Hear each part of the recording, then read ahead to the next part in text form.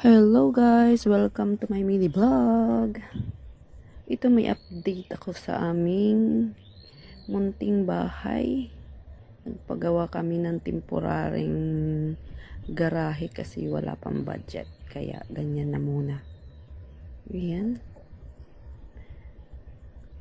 Yan lang ang nakuha kong video habang ako'y nandun. Tapos yan, nagpatanim ako ng mga puno. May ano yan, may mango, kalamansi, dalandan, at saka rambutan. Yan. Kasi sobrang init dyan pag ano, pag summer.